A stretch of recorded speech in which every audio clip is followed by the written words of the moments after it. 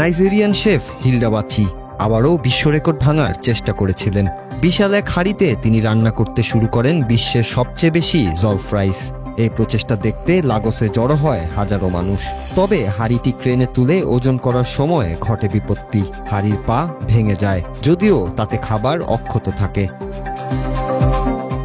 এই পদে ব্যবহার করা হয়েছিল 4000 কেজি চাল, 500 কার্টন টমেটো পেস্ট, 600 কেজি পেঁয়াজ আর 168 কেজি ছাগলের মাংস।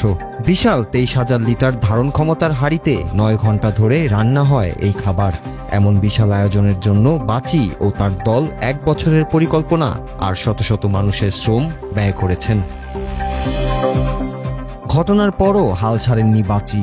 দলের সদস্যরা জানিয়েছেন, বিভিন্ন ক্যামেরায় ধারণ করা দৃশ্য তারা গিনিস ওয়ার্ল্ড রেকর্ডসে পাঠাবেন আনুষ্ঠানিক স্বীকৃতির জন্য।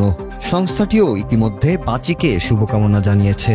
এদিকে সামাজিক যোগাযোগ মাধ্যমে ঘটনাটি নিয়ে ব্যাপক আলোচনা শুরু হয়েছে, বিশেষ করে যখন ভিডিওতে দেখা যায় বিশাল লাল হাঁড়ি কাত হয়ে পড়ে যাচ্ছে।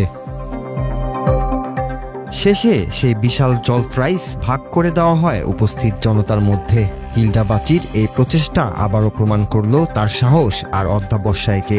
আগেও তিনি দীর্ঘ রান্না ম্যারাথন করে রেকর্ড গড়েছিলেন, এবারও সেই ইচ্ছাশক্তি দিয়ে চেষ্টা চালিয়ে গেলেন। জলফ রাইস যেমন পশ্চিম আফ্রিকার খাবারের গর্ব, তেমনি হিলডা বাচিও হয়ে উঠছেন এই সংস্কৃতির এক বিশেষ প্রতীক। Noor Raju, Bangla TV news desk.